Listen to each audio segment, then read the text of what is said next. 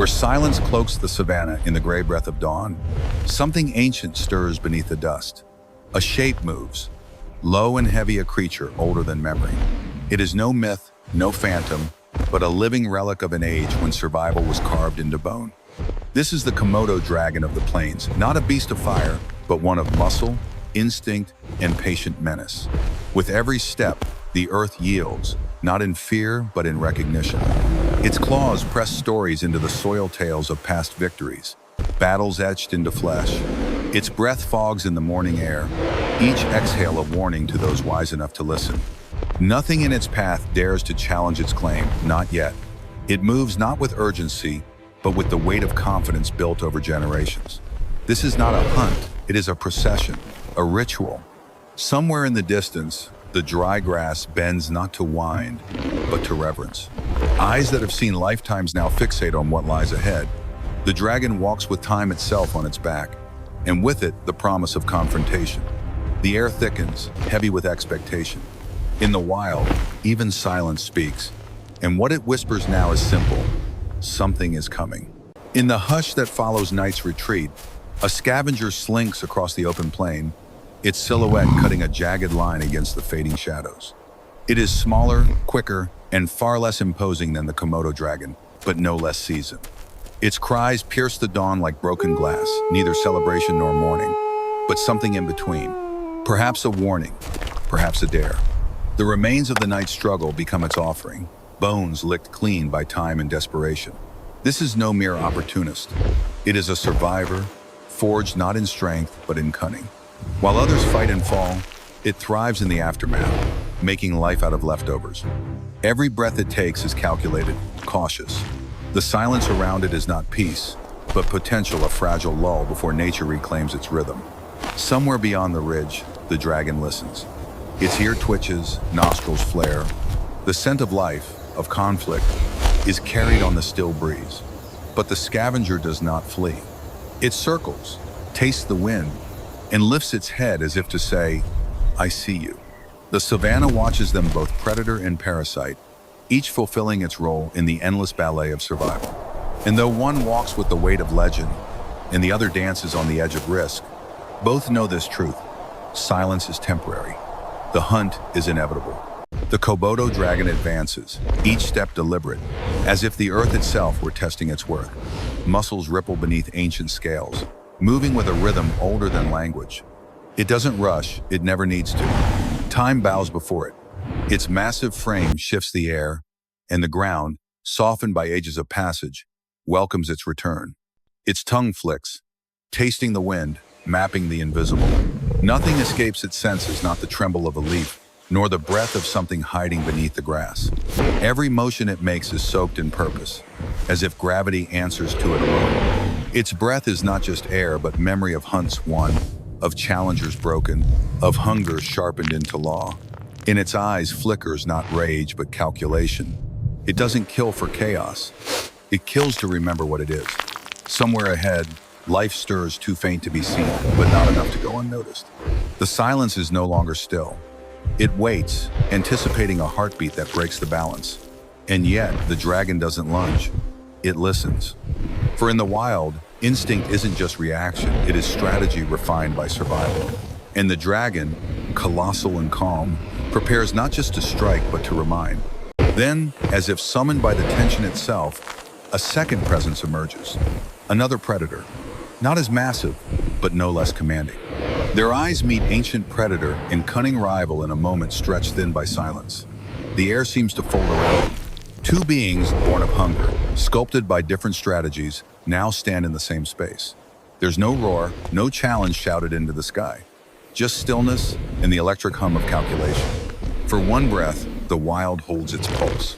Teeth glint beneath sun-kissed shadows, shaped by generations of survival.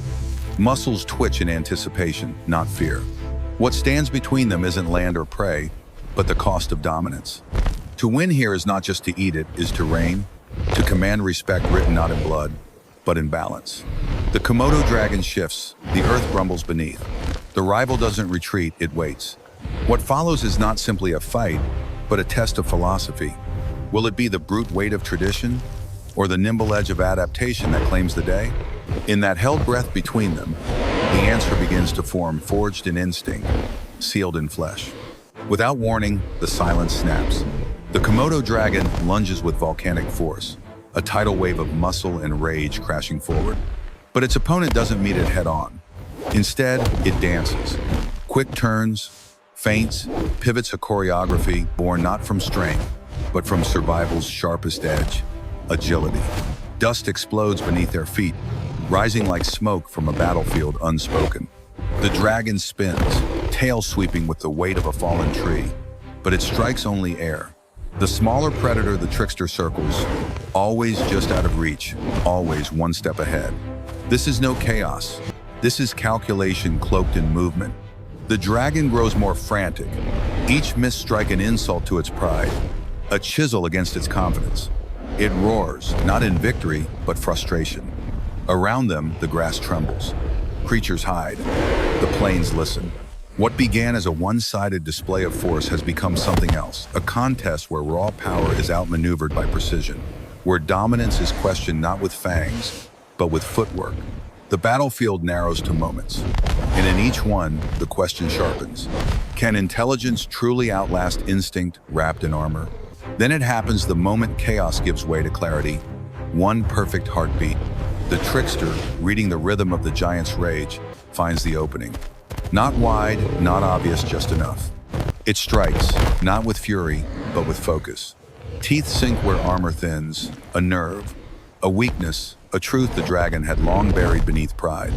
The beast recoils, not from pain alone, but from realization that this smaller force, nimble, cunning, has cracked what brute strength could never shield.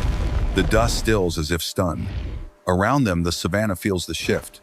The Komodo Dragon stumbles, tail dragging, eyes wide, with something it hasn't known in years, uncertainty.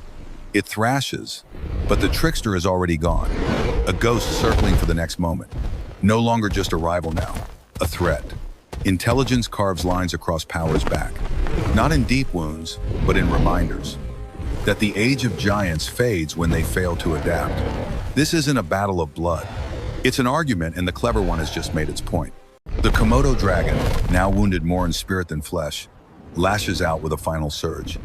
It gathers what remains of its might, a storm of desperation wrapped in scale and fury. Dust explodes beneath its feet. Its jaws snap like thunder. It does not care for strategy now. Only the raw ache of pride, the need to remind the world of its name. But its strikes are slower, more labored, dragged down by exhaustion and doubt. The trickster no longer circles with fear, only focus. Each lunge the dragon makes meets emptiness. Each roar echoes unanswered. And then, in one last breath, it pauses. The weight of its own failure sinks in. Muscles slacken, the rage cools. Silence returns, but not the same kind. This silence carries surrender. The dragon exhales, not in pain, but in finality. It doesn't collapse, it yields. The wild takes back its rhythm, and the air softens. There is no victor's cry, no celebration. Just the quiet truth of nature. Even legends can fall. And when they do, the world does not mourn, it remembers. From the hush that follows the fall, another figure enters unnoticed at first, small against the canvas of the savannah, a rare white porcupine. Its quills shimmer faintly in the morning light, like frost on dry grass. It doesn't roar, it doesn't stalk. It simply moves, calm and deliberate, guided not by hunger but by habit. Its world is one of caution, not conquest. Yet within its modest frame lies the same will to endure that shaped the giants. It forages gently, clawing at the earth with patience honed by solitude. But something watches. From the shadows, the dragon or another like it awakens once more. This time, not out of ritual, but out of hunger rekindled. The white wanderer is unaware. To it, the breeze is harmless, the silence peaceful. But survival in the wild is never passive. Somewhere in the tall grass, breath is held, muscles coil. The porcupine pauses, sensing only the soft warmth of the Sunday. It does not know that eyes have already chosen it. That soon, its stillness will be tested. And the next storm is already forming, just beyond what it can see. The wind shifts, faint but telling. The white porcupine lifts its head, nose twitching. Something in the air feels wrong, a weight behind the silence. Across the field, Hidden in the veil of grass and stillness, the dragon crouches low. Its eyes are narrow slits of focus, its tongue flicking in and out, tasting the scent of its next test. No longer furious, no longer wounded now, only precise. Hunger has tempered the beast into something colder. It does not pounce yet, it waits. The porcupine continues to forage, unaware of how close death hovers. Its quills rise and fall gently with each breath, glinting in the sun like silent armor. A lone leaf tumbles across the field, the only thing moving between predator and prey. Then, a pause. The porcupine stops. It doesn't see, but it senses. The kind of sensing born not of knowledge, but of ancient instinct. Its small frame stiffens. Beneath its feet, the earth holds its breath. In the tall grass, the dragon shifts ever so slightly. Muscles tighten, claws grip soil. What comes next will last less than a heartbeat, but it will decide which of them walks away. The moment snaps.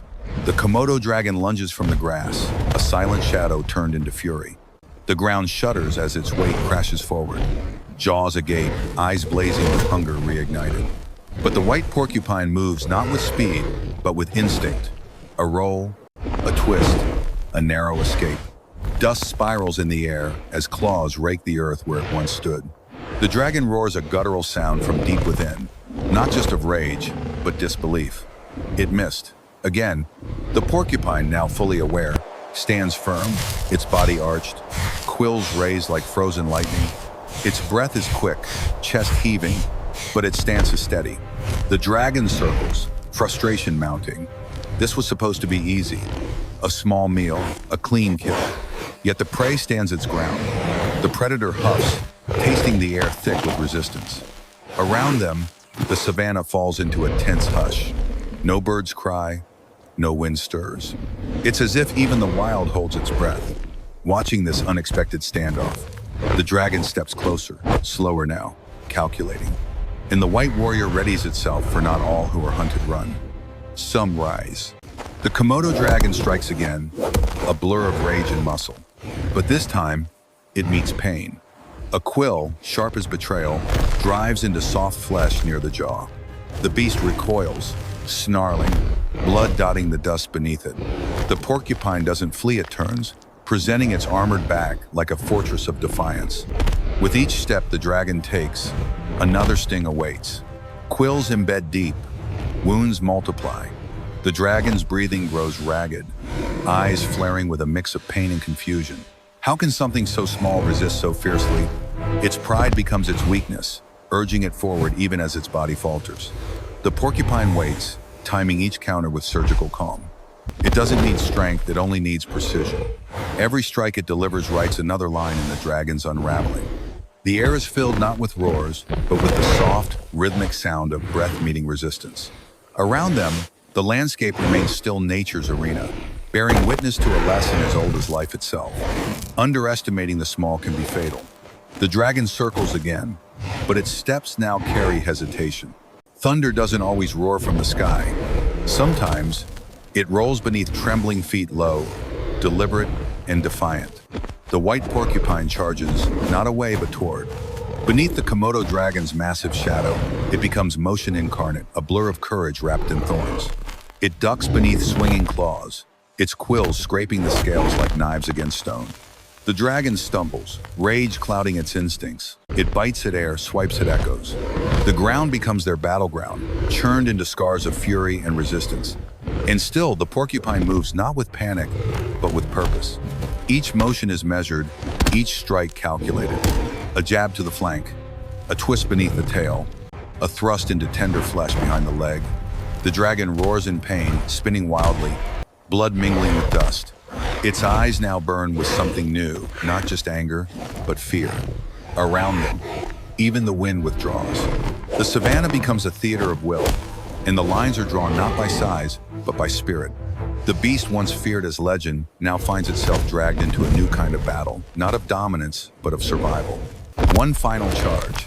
The Komodo dragon, battered and bleeding, gathers what remains of its might. Muscles quake, breath rattles. Its vision blurs with fury and desperation. With a roar that echoes through bone and sky, it lunges, all weight, all force, all instinct unleashed. But the white porcupine does not flinch. It turns in time, and like steel awaiting stone, its quills strike true. The beast's momentum becomes its undoing. Flesh meets barbed defiance. The dragon jerks back, impaled, its cry fractured by agony. Legs buckle, blood pools beneath its frame. For a moment, it tries to rise again, a twitch, a gasp, but there's no strength left to give. Its massive body slumps into stillness. Not with spectacle, but with gravity. The earth accepts it, quiet and final. And the porcupine stands near, chest rising and falling, white quills glistening with dust and blood. This was never about conquest. It was survival wrapped in courage. Across the plain, silence returns, not the silence of waiting, but the silence of endings. The giant is no more. And in its place, a symbol rises small, but unbroken. No triumph echoes from the victor. The white porcupine does not howl or linger. It turns quietly, stepping away from the fallen beast as the dust settles. There is no pride in its gait, only peace, the kind that follows knowing you faced death and didn't blink. Around it, the savanna exhales. The grasses sway once more, birds return to their skyward routes, and life resumes its cycle. Yet something has changed. The ground remembers where power fell and where spirit rose. Even the wind seems gentler now, brushing past the white defender with a reverence nature rarely grants. It walks alone into the mist, disappearing not as a shadow, but as a whisper, a tale carried by dust, by silence, by legend.